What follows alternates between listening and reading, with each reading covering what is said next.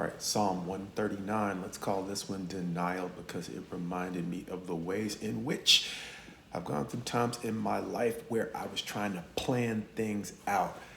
not fully embracing the reality of the situation I was living in at the moment and the fact that I couldn't see very far in the future. And so I had some natural limitations to my plans that I wasn't fully willing to acknowledge. And it seems like David has reached a point in his life where he has calmed himself in his plans within that realization that there are some things that he is just not capable of understanding as he goes forward. In this psalm, where he acknowledges in roughly the first 6 verses that God knows him in ways that he simply doesn't know himself. He's going to go on in the next few verses, roughly 7 through I think about 12, talking about there is nowhere he can go that he can really hide from God. And beyond that, the next set of verses, roughly 13 through about 15, it's going to talk about even beyond not being able to hide himself from God because God engineered his existence. There's nothing within him that God doesn't understand with a level of wisdom beyond anything David can understand, simply existing and not fully understanding the way that he is put together. Beyond that, in verse 16, he's going to talk about the ways in which, beyond all of that,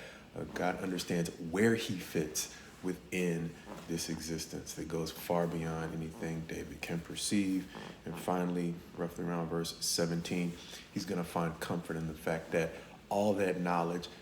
isn't simply something that God is using to create misery for David. These are all things that God is using to try to guide David into a healthy fit within the places and the things around him, as the psalm will actually conclude with all of those things that David seems to acknowledge or realize about God, forming the basis of the prayer with which he is going to end up the psalm in 2 parts. First, in verses 19 through roughly 22, he's basically going to say, or literally going to say, beginning in verse 19, "Oh, that you would slay the wicked, O God," as he is going to, once again, not ask for some sort of double standard, because he is going to go on and conclude famously in verses 23 and 24, "Search me, O God, and know my heart. Try me and know my thoughts, and see if there be any grievous way in me, and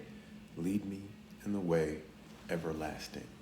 Reminding me so much of what we might have seen in the book of Job, when Job, in the midst of his desperation, all of the difficulty he endured, began to question why he was even created, wanting a way out as much as anything. But God intervened, not so much condemning Job for his doubts and his questions, but helping him to gain some perspective on the fact that he really can't understand one himself as well as God can understand him, and his fit within all of the difficulties he was enduring. And so both David and Job seem to have taken 2 different paths to the same realization. There are simply too many things going on in them and around them for them to fully understand all the things that they really need to know to plan their best moves downrange, or simply stated, long term. And trying to plan long range with such a limited perspective may simply amount to denial, which may be one of the reasons why David concludes once again, verse 24, "Lord, lead me in the way everlasting." A phrase that reminds me of why we sometimes say God's best to you as you go forward in him, God willing, as we've mentioned before, overcoming the desire to make plans that may not fully account for our natural limitations.